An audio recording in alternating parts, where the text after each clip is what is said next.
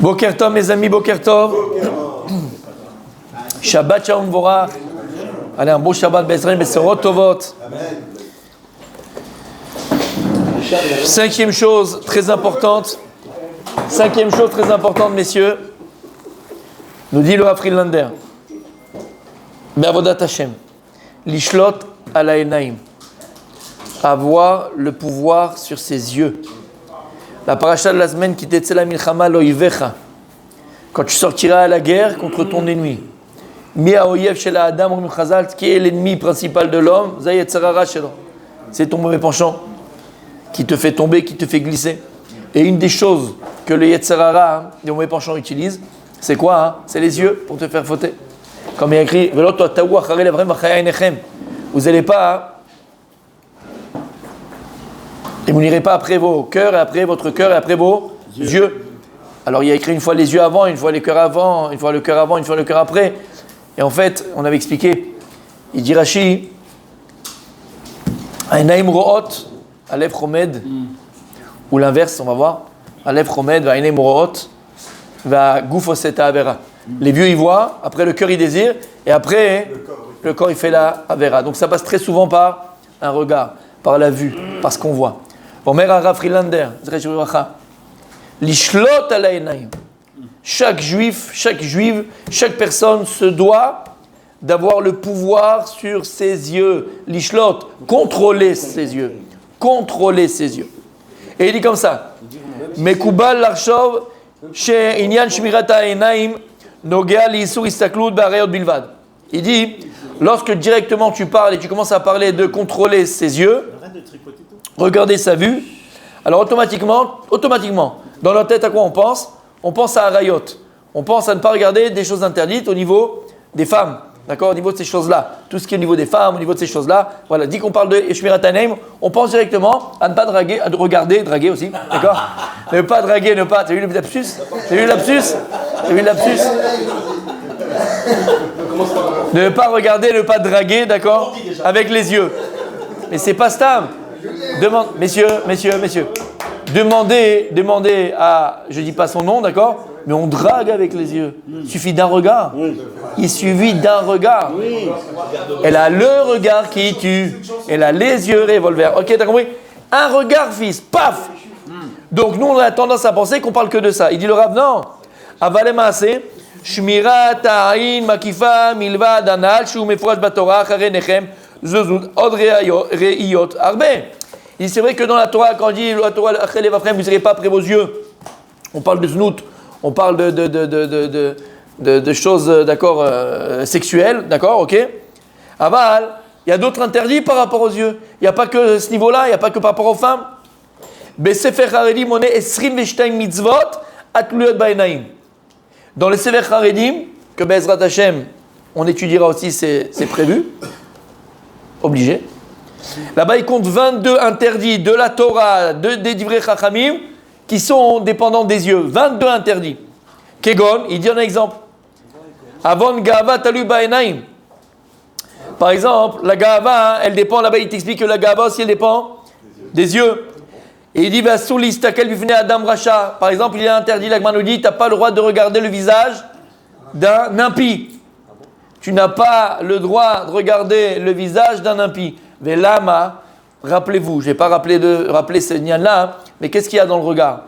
Le regard, pourquoi est-ce qu'il est important? Pourquoi est-ce que la vue est importante? Pourquoi le regard il est important? On avait expliqué, nous dit Rabbi Nachman, entre autres, dans l'écouté Moharan, quelque chose de magnifique, mais on le trouve un petit peu partout, cette idée-là.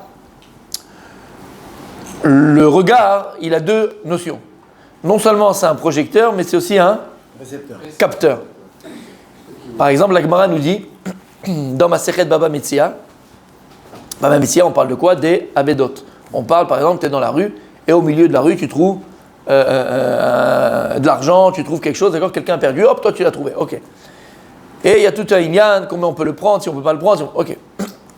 Et là-bas, la Gemara, elle te dit que si maintenant il y avait quelqu'un qui était à pied, il marchait, et il voit une aveda, donc quelque chose de perdu par terre. Il n'y a pas de simanim, il n'y a rien du tout, ok, il pourrait le prendre. Et il y a un, il est sur le cheval. Il est sur un cheval. Et celui qui est sur le cheval, il a vu la Metsia parce qu'il était en hauteur avant la personne qui l'a pris. Lui il était à pied donc il est arrivé plus vite, il l'a pris. Mais celui qui était sur le cheval, il l'a vu avant. La Gemara de penser au départ, dans la Vamina, dans la façon de penser au départ, que celui qui était sur le cheval et qui l'a vu avant, il l'a acquis. Il l'a acquis. Avant celui qui l'a pris avec ses mains. Et la Gemara elle dit, et la Gemara elle dit, et la Gemara elle dit, et la Gemara elle dit, et elle explique pourquoi. La Gemara dit, parce que le regard, donc le Aïn Kona. On peut, vous savez qu'il y a plusieurs façons d'acquérir dans la Torah. Comment tu vas acquérir quand tu le prends dans la main, tu vas le soulever. Quand tu prends, ou bien le kinyan, comment tu le soulèves. Par exemple, quand tu le tires, il y a fait plusieurs façons de faire kinyan, de faire un achat, de faire une acquisition. Et là, comment on dit Aïn Kona. Tu sais pourquoi? Parce que l'œil aussi, il fait partie des acquisitions. Tu peux acquérir avec le regard, tu peux acquérir avec l'œil. La Gemara, elle commence à discuter sur ça. Elle arrive à la conclusion que Hari le Kona, que finalement, on ne peut pas acquérir avec les yeux. Et celui qui a attrapé, c'est lui qui l'a acheté. Mais vous savez qu'une avamina, elle n'est pas fausse. C'est-à-dire que le fait que la Gemara, elle a pensé au départ et elle te dit Hari Kona, après on va démontrer que non. Mais elle te dit Hari Kona, le regard, il acquiert. Ça veut dire que c'est vrai. Mais dans notre réalité, ça ne marche pas, c'est tout. Mais c'est vrai.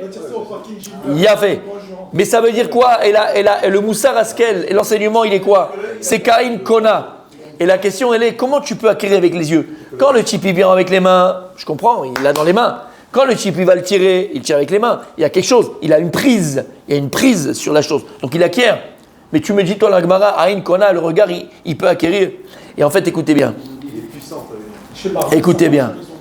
Il y a écrit que lorsque Akadosh Baruch Hu il dit la brioute, lorsque Akadosh Baruch Hu dit à Avraham Avinu, la terre que tu vois devant toi, elle est pour toi ta descendance. D'accord, la terre d'Israël, la terre de Canaan, qui devient la terre d'Israël, elle est pour toi ta descendance. Il y a écrit là-bas que Avraham Avinu, il va marcher sur la terre d'Israël, Kedma Vayama, Tzafon Venegba. D'accord, il va marcher d'est en ouest et de nord au sud. Ok, magnifique. Nous dit le Kliakar, pourquoi est-ce qu'Avraham Avinu va marcher de cette façon-là sur la terre d'Israël? Parce que la Gemara nous dit, c'est un din Torah, qu'il y a une autre façon d'acquérir un champ, d'acquérir un terrain, c'est à partir du moment où tu vas marcher dessus.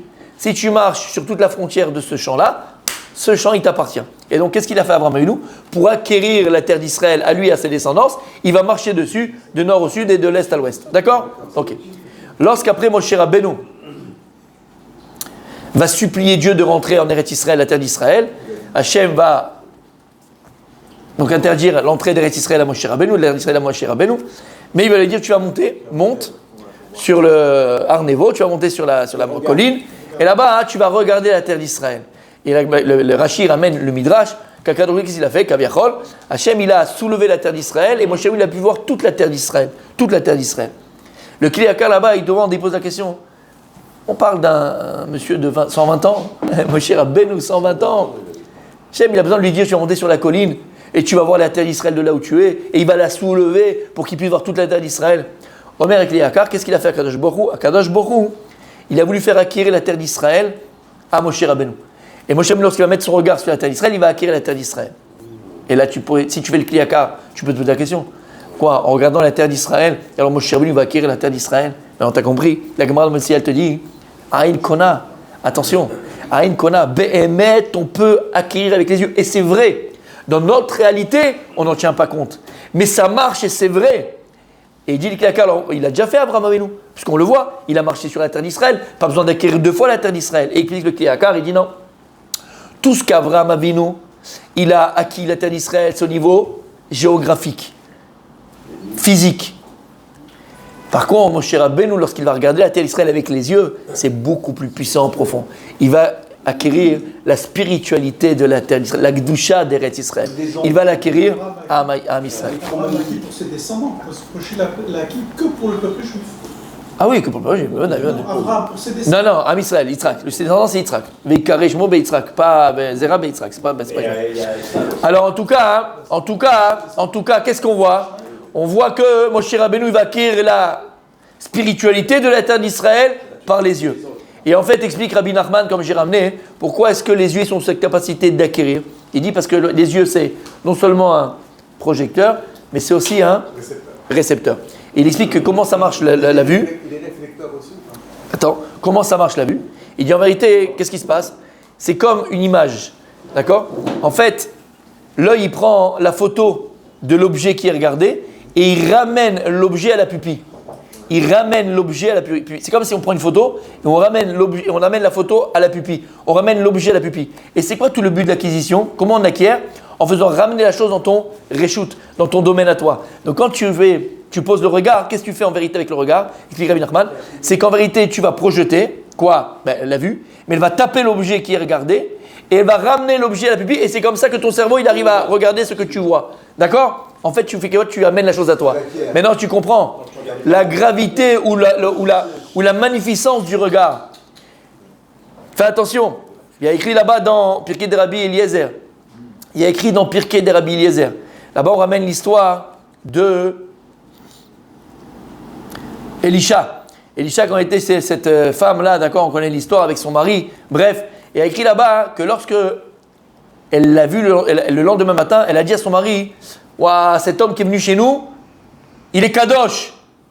Il est kadosh. » Là-bas, il explique le Pirkei de Rabbi Eliezer comment elle a su qu'il était kadosh.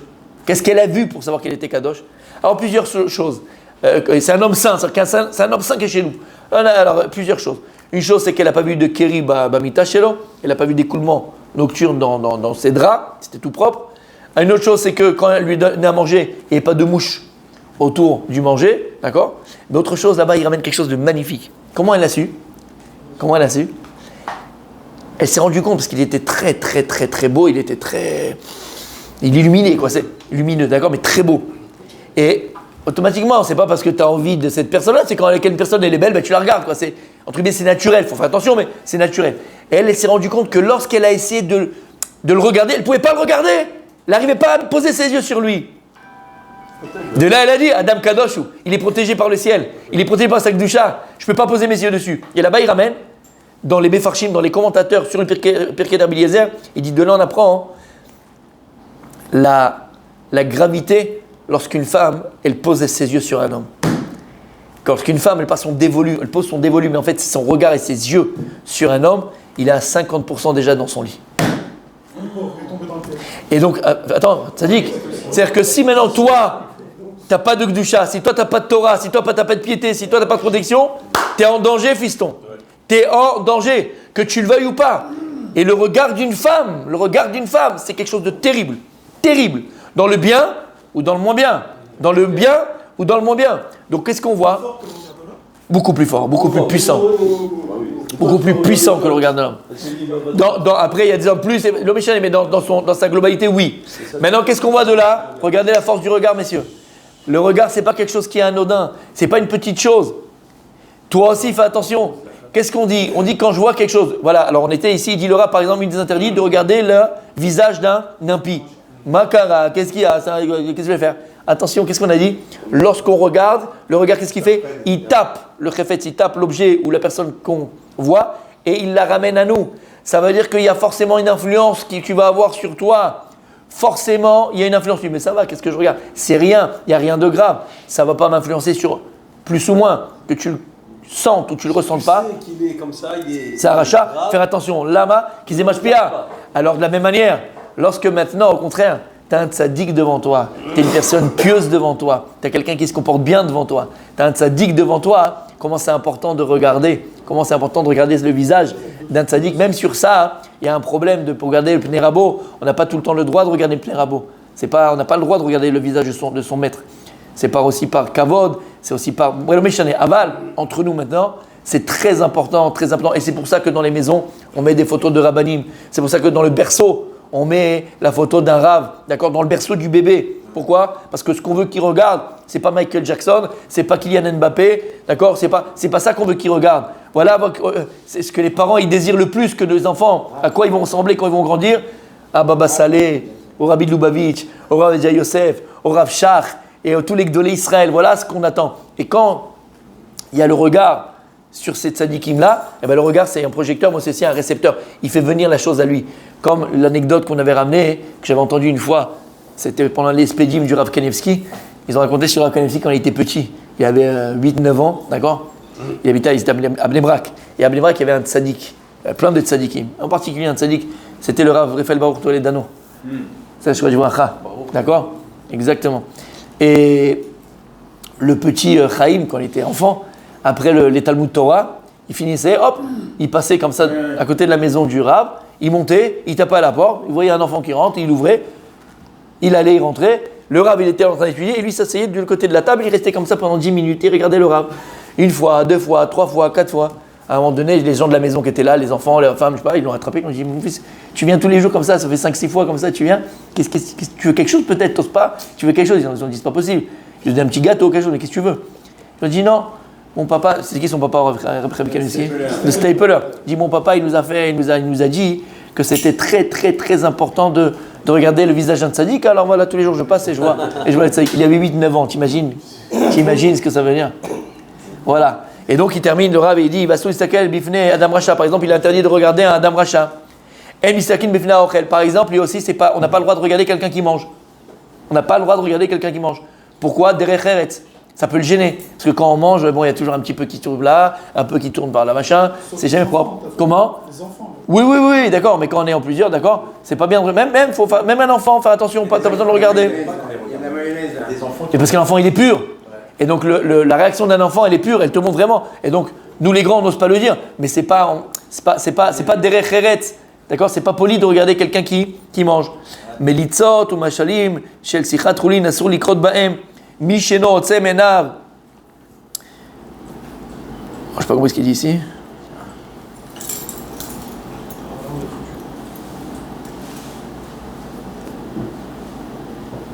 Je sais pas ce qu'il dit. On va fixer le livre.